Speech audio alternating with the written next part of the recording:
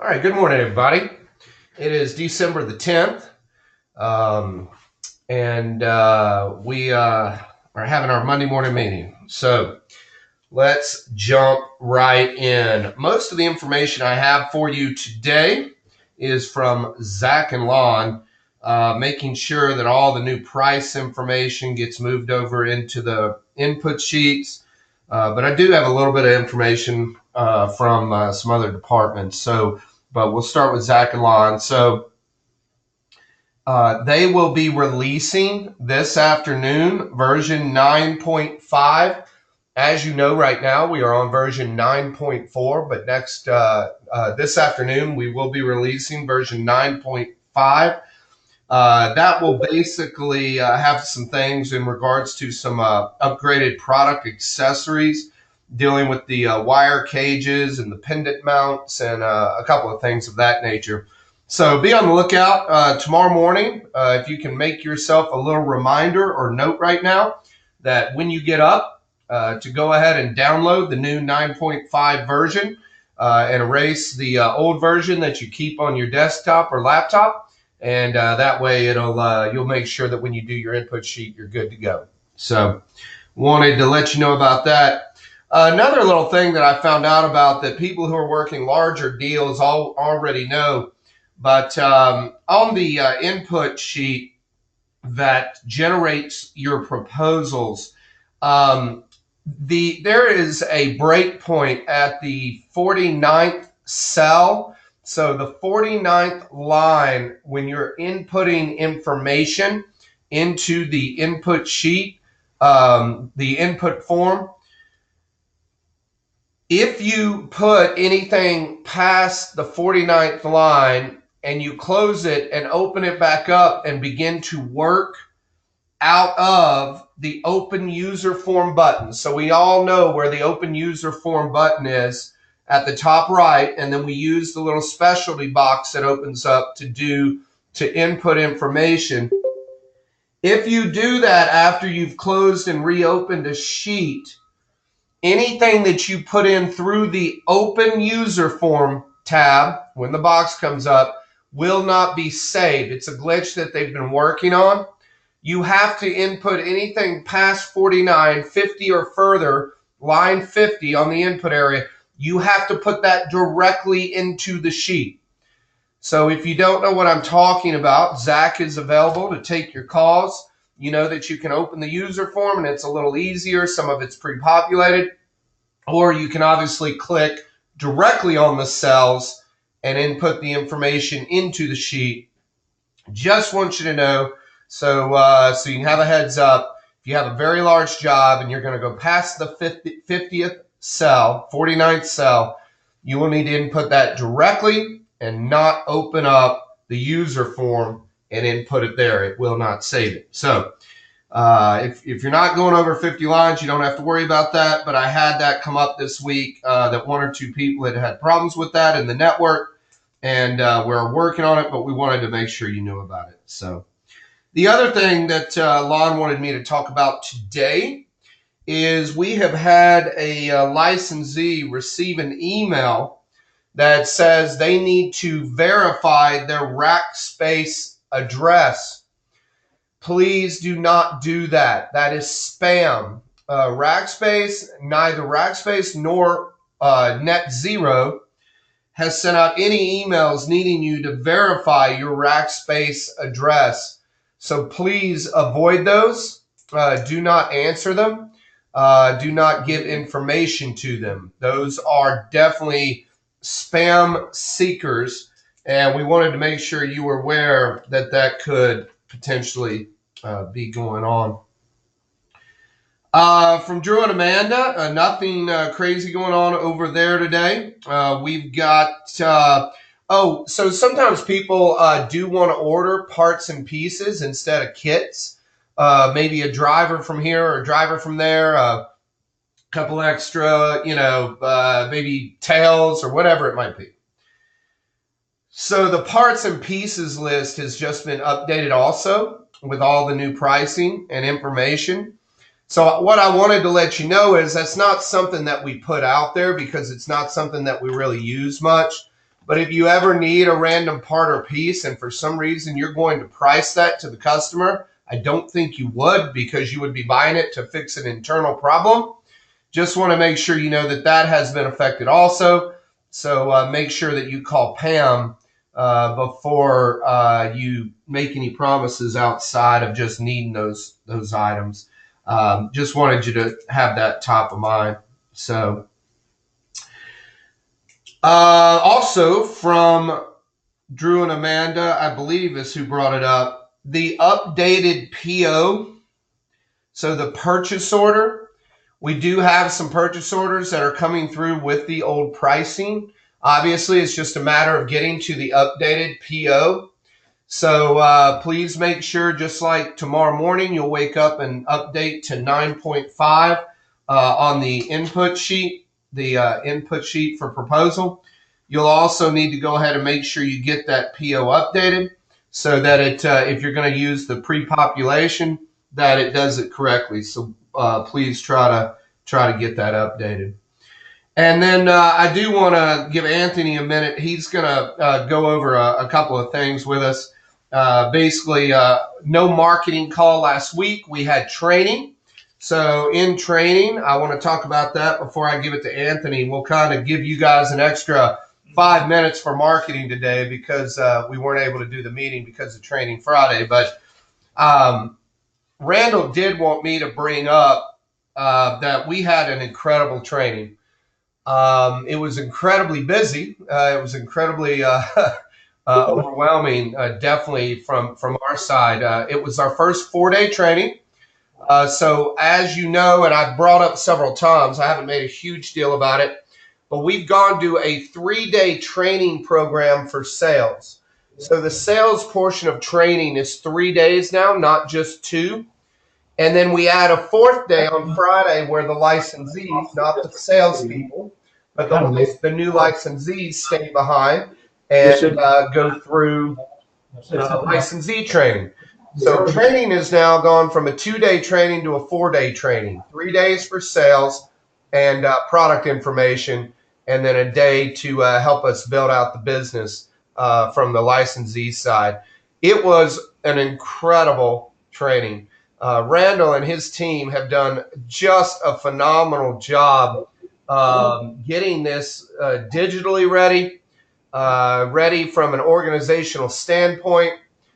Everybody who left training could actually go through an entire proposal on their own. We've never had a class leave that could actually do the entire proposal presentation.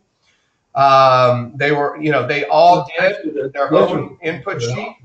So there's so many different things where we don't just get up and talk. It is an interactive time and an interactive space. And it's a space where the people that are being trained are actually going to repeat the knowledge that they're learning. So we had just kind of a phenomenal training. It was very tiring, but it was very exciting to see our new markets. So we say that also to say, everybody, welcome. We've got new licensees in El Paso, Texas. We've got new licensees in Tampa, the Tampa area, and we have a new licensee in Houston. So it's really exciting. We had retraining in Huntsville, Alabama. We had another group come through from Clarksville, Tennessee for retraining. So we had a couple of retrainings, and we launched 3 new locations. So it's really exciting time. And again, these guys are going out, and they are ready to present and not just have an idea for the business. So really exciting time. Real quick, grab your calendars. The next training, if you are wanting to come back through any portion of that training, is on January the 22nd through the 25th. So again, the 22nd, 23rd, and 24th will be sales training. And then if you are a licensee who would like to stay for the 25th for licensee training, you can come through that. Another really neat thing, like we did at the July national meeting, Drew came in and did one-on-ones to set up the pro formas on Friday for their businesses. And Anthony did one-on-ones to update them on all of the new marketing programs and opportunities as we are trying to finalize over the next 60 days our marketing training manual, where you will actually have a marketing plan beyond conversation to go to market. So a lot of exciting things coming from both of those departments. But again, having 4 days gave us time to have one-on-ones to really structure that part of the business. So I know I'm kind of harking on training, but there was a lot of time and effort, and it's taken a lot of hours to get it to where it is, and we're really excited. And he also wanted me to make sure you remembered about the referral program. $5,000 for the licensee when you refer a new licensee that sells 50,000 in product, and then when they reach 100,000, you get 10,000 trip dollar points. So really exciting time for all of that, and appreciate everybody's input and effort to make that special. So again, I'm going to turn it over to Anthony now, and he's going to go through a couple of things, and then I'll be right back. Thanks, Danny. And just to reiterate one of the things Danny talked about, the new training, I got to see firsthand. It really is just a night and day difference versus what it used to be. And I think that it's a lot more productive and a lot more useful. And I had a great time spending some one-on-one time with each one of our new markets that were there in training. All right, so to cut to the chase here, the first thing, I just got two things I want to talk to everybody about. The first thing is I want to again beat the drum relative to our new 2019 product guide. So just to make sure everybody knows that our 2019 product guide is live and it's on Dropbox. It's been up there for a couple of weeks now, I think, or yeah, a couple of weeks. So you want to go into the Dropbox folder, licensee files to 3.0 product resources. You want to go into folder number 3, product pricing guide. And here we have the 2 public editions of the pricing guide, the sales, which is the retail pricing, as well as the retail install, okay? Then the MSRP edition, which is just the retail pricing of the product, no installation pricing on there, in case you want to share it with your installers, or if you have some, you use a different installation payment model than what we suggest you do. So those are the 2 versions that are there. You open it up, you can see very clearly that it is a new guide on the cover. It says 2019 product guide. It's revision 19.1. Make sure that it says this, 2019 product guide, revision 19.1. We have a nice picture here from one of our licensees projects, Gary Kiesler. I think this is Omar Schreiner's temple. And so it was a great photo, and we thought we would include it. You can go through, you can see the change log with the revision number and what was changed. Okay, so a lot of edits to this. And then, of course, all of the 2019 pricing in the columns for each one of the product pages. Okay, this is the pricing as of December 1st. Again, at the end of the book, there's still an index. If you go to page 45, I'm just going to do that really quick here so everybody knows and sees what I'm talking about.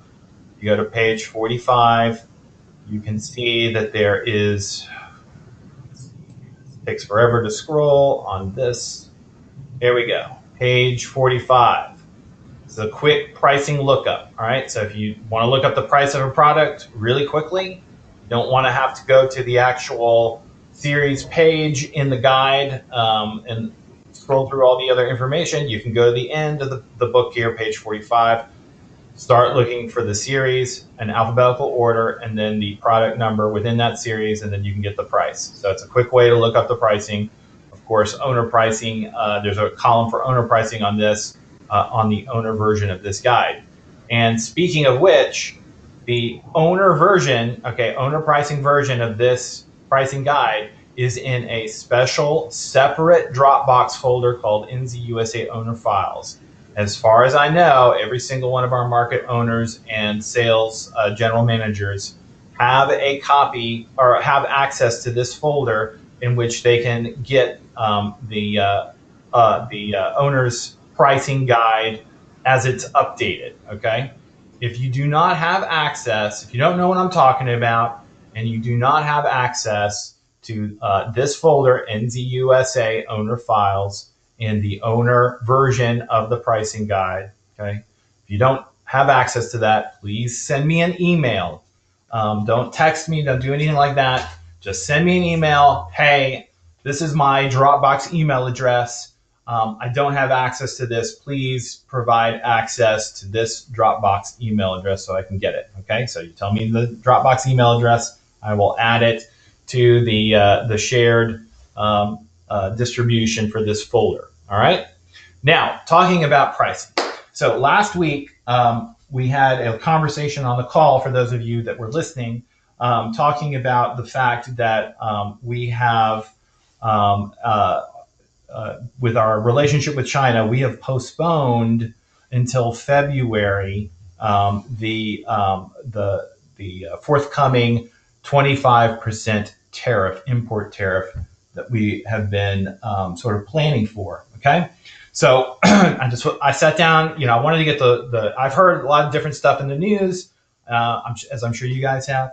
So I wanted to sit down with Drew, who was following all this stuff very carefully, and I wanted to have a discussion with him and understand exactly what was going on. Okay, so I'm going to explain it just quickly here for everybody, so that we can all contextualize it within what we're doing as a company. So there is a verbal agreement between the United States and China to postpone the 25% tariff until February the 1st. It was going to go into effect on December the 1st.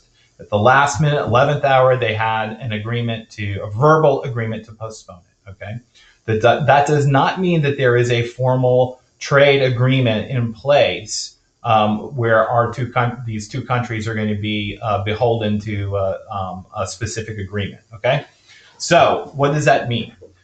Giving you a little more context and background. Over the last 3 months, there has been in place a 10% tariff that did not exist before then. We have been absorbing that 10% tariff in our pricing, in our margin, our profit margin, so as not to raise prices. Additionally, over the last several months, okay, 3 months and before then, there has been some increases in the component costs in the supply chain for some of our products. All right. We have been absorbing those increases in component costs as well. So what does that mean?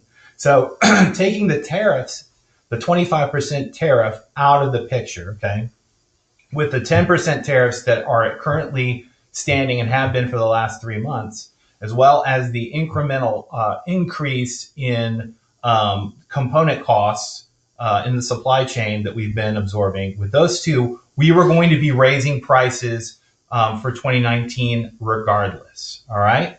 So what does that mean going forward? So if we get to February, all right, and a new formal trade agreement is put into place with China that eliminates the prospect of that 25% tariff, we will work to reduce the prices, to reflect that. Okay. But the prices will not go back down to where they were prior to December 1st, just because of those other issues that we talked about. All right. So hopefully I've made that clear.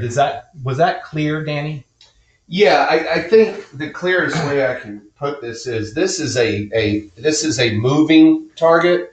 This is not a target that just stands still and is easy. We are working very diligently with all of our suppliers. Obviously a lot of those being in China. So staying close to them, obviously making sure they're playing the same game where they're bringing stuff in and out, and we're trying to keep up with that.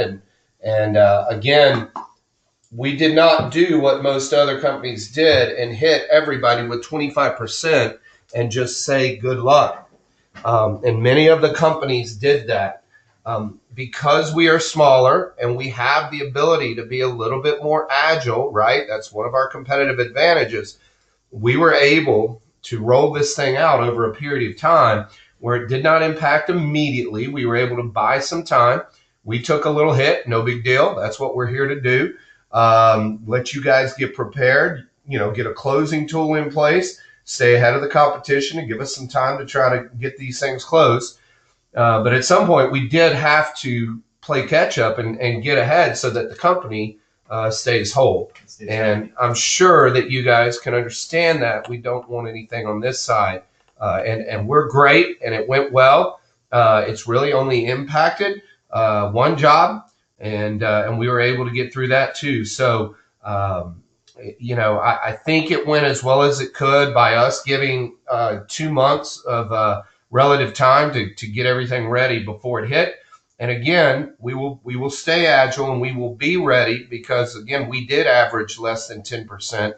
And if we've got like you guys found out, we've got a 60-day window here where supposedly Donald and his boys are going to take a break, and then we'll see what happens again.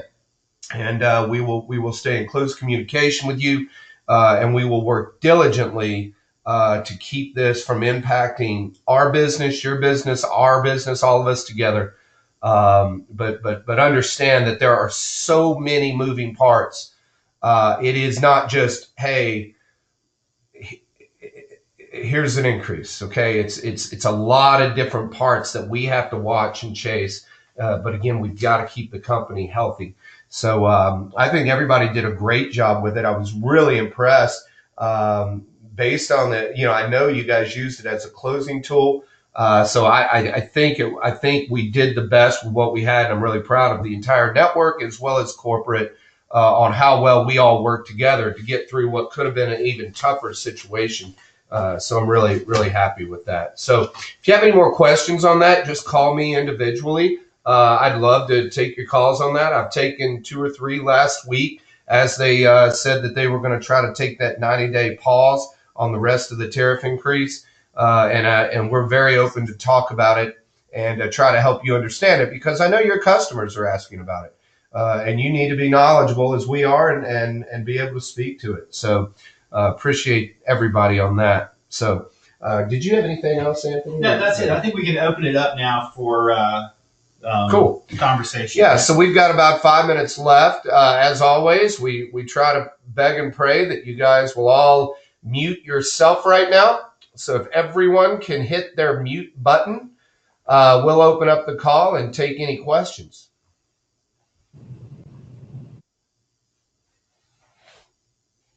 Are they? Yeah, there. Here, it should be all. Okay, let's see here. Let's Gary Kiesler, you just unmuted yourself. What do you got going on this morning? I do have a question. Sure. On the I got an 80 watt high bay, or excuse me, an 80 watt low bay sample, and the sheet that came with it shows the warranty at 5 years, but on our spec sheet it says 10. So which is right? Go by our warranty, not the sheet of paper. When we launch a new product like that, again, some of that can get caught in marketing transition. So always go by your warranty that you're going to offer the customer. Okay. Yeah, definitely. And then I'll have the marketing team look into the materials that are being shipped with that. It's the packaging team. Yeah, the packaging team. Obviously, when that hits the cardboard center, they'll all get put together. We'll check with them and make sure we get that corrected. But thank you, Gary, for bringing that to our attention. Thank you. Yeah, man. All good. So Brian Murphy is just exploding on the scene right now, and my favorite guy to pick on. Brian, you got anything good this week that we need to be doing that we're not?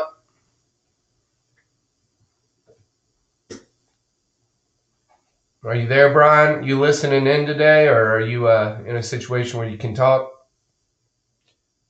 So let's, if Brian can't talk, let's bother Chris. Chris Belesmo down in Fort Lauderdale. I believe he's had some really encouraging stuff going on this week as they've turned the corner to launch a new market with his team. Chris, you got any good stuff going on?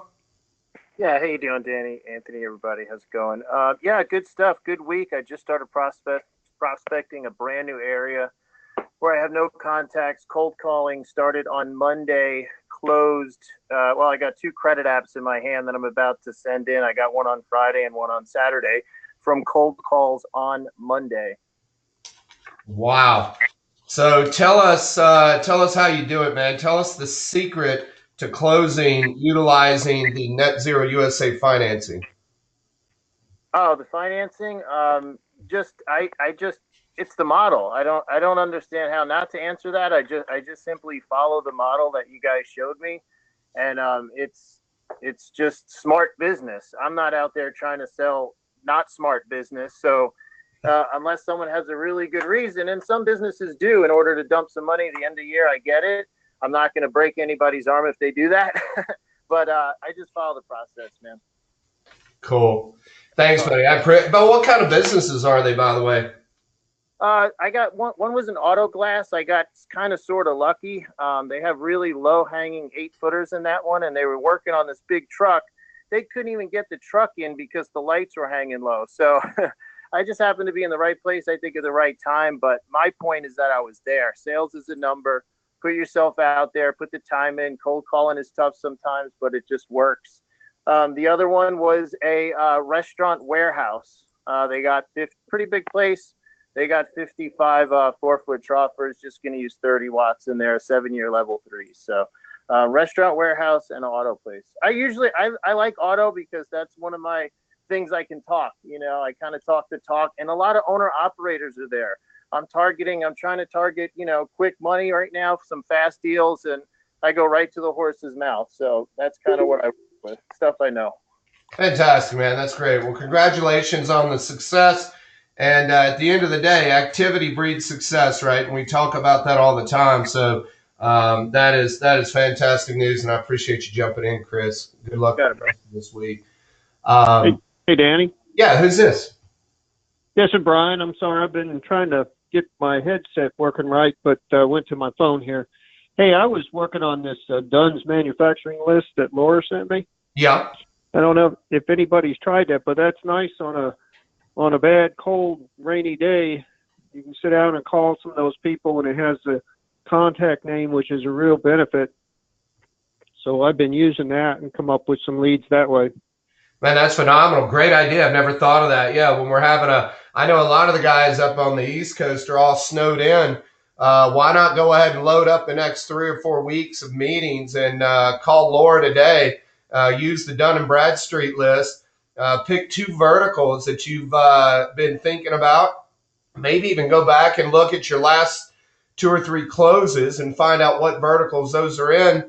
Go ahead and call Laura today while you're stuck in the snow and get some meetings set up for the next couple of weeks, because I'm sure everybody's kind of stuck if you can get through to them. But great idea, bud. Fantastic idea. Thanks for that. Anybody else out there? I know we're kind of out of time. We're at our 30-minute mark, but any other questions or any other verticals or sales opportunities that you could help the network out with this week? All right, fantastic. Well, hey guys, if you have any questions that you want to actually ask individually, please give me a call. I got my cell phone on, and hope you guys can close out the year strong. Don't forget, there are a lot of tax opportunities laying around out there. Even if you put together, I know one year somebody said they put together a little email, and they emailed every client that hadn't closed that year to let them know that the 2018 tax opportunity for the capital improvement write-off is running out. They went through and they specifically put in there the portion of the deal that would be their tax opportunity to write off. So basically saying that, hey, a $10,000 deal with a $2,500 tax opportunity, just wanted to make sure you didn't throw away that $2,500 opportunity.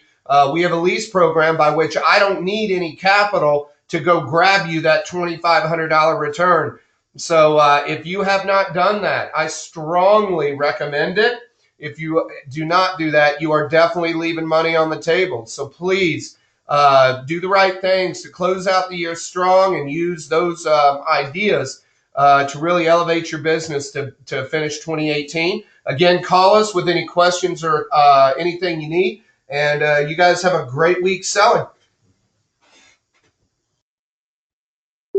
Thanks, guys. Always.